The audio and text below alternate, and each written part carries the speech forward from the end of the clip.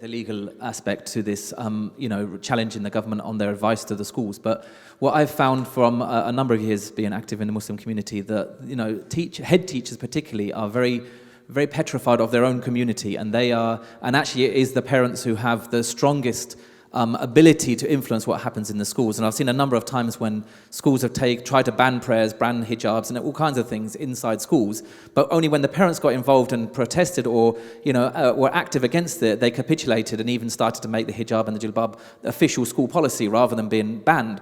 So but the thing is, they always complain, and this is their strongest argument against activists. They complain that external forces are coming inside. It's people from outside of the school are influencing. And so they've tried to get it so it's only the parents are allowed to speak on this issue. So I really wanted to emphasize the point that it is really the parents that we need to get this message through to, that they need to understand about Palestine. They need to understand the struggle there, in order that when their children are called to prevent or are challenged by their head teachers, that they actually have a voice. And the head teacher ultimately knows that they're accountable first and foremost to the parents and the community rather than the school. So, I just wanted to, ask, how can we support the parents in this? How can we, encourage parental participation in understanding the issue in order that their children do not become victims and silent victims at that? Jazakallah khair. Jazakallah khair.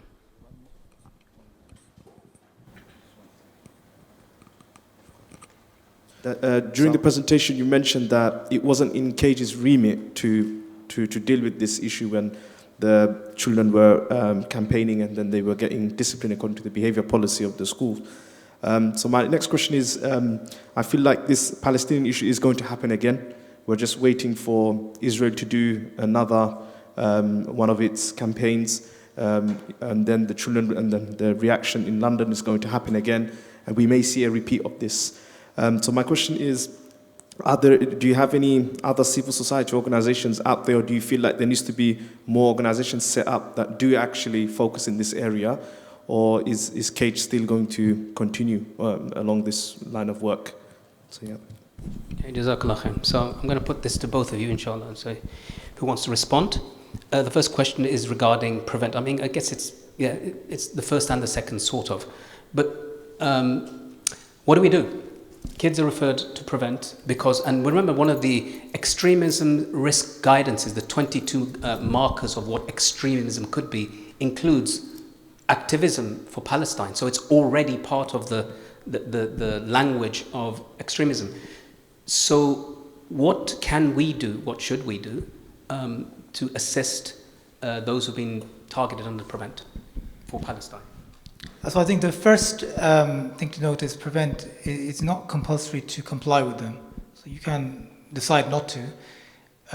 But I would advise you, if that happens, just first stop is to come to Cage. Contact Cage, and they can then advocate on your behalf. They can help the family. And that happens on I think, probably weekly basis. Cage will get people contacting them saying, my child's been referred. I know I get lots of queries, and my first thing is send them to Cage. Before you get lawyers involved, you have a group, an advocacy organization who can help you, who do it on a regular basis. If things escalate, then you might need to get lawyers involved, but generally I think you can get it resolved when a school realizes two things. Firstly, when it realizes, as the brother said, when they've got a parent backing their child, what tends to happen is parents get afraid. Oh no, my child had all their dreams, aspirations that they had for them suddenly crashing. And they will be destroyed if you do not take a stance and stand by your child. If you stand by your child, the head teacher realizes, hold on, this family is in for a battle. Do I have the appetite for that battle? Schools are busy. They're busy people, they've got lots of things to deal with. Is he ready for a battle with somebody who's got a parent who's standing by him, and then behind them an organization? So I think, just drawing the comments together, I think parents have to be supportive of their kids. Head teachers, I think, generally will back down when they see a supportive family. And a lot of them, when you actually question, I had one friend of mine, and this isn't Palestine related, but his child refused to take, he was at a grammar school, and his child refused to take part in the the nativity at Christmas. So they asked him why not. He said, well, I don't believe it's true, because I don't think this is real. He goes, it's not what my religion tells me. And so they said, oh, you can't say these things, and this is offensive. And so they called his dad in. Dad came in, and they said, what's the problem? He said, this happened. So he looked at them and he said, look, he goes, I'm a busy man. I'm sure you're busy too. I've sent my son here to get an education and to have independent thinking. And so what you've just told me shows me that I'm made the right decision to send him here, because he's learning to question and he's learning to debate and discuss. So do me a favor, don't call me again for wasting my time like this. And he goes, that was the end of it. He had a confident parent pushing back and questioning without losing tempers, without losing his cool. So I think that's really, really important. Parents have to be, and it goes to the next point, is to equip them with the knowledge. Parents are afraid. It's normal. It's understandable. And I think it's something that maybe Cage needs to do. I know we target young people a lot, but to target the parents as well and focus on them and equip them and empower them that there is a way forward without capitulating. And having examples like Yahya, like he took the stance. He's a doctor. He's sitting here. He didn't get kicked out of university. Alhamdulillah, Allah protected him. So it is important to take that stance and to equip parents with that.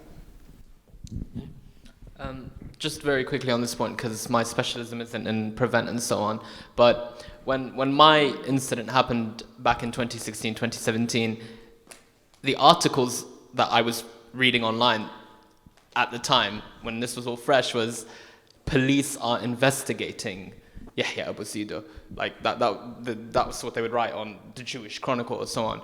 And so I initially I was quite terrified, because I was like, police are investigating me? What am I supposed to do? Am I going to prison?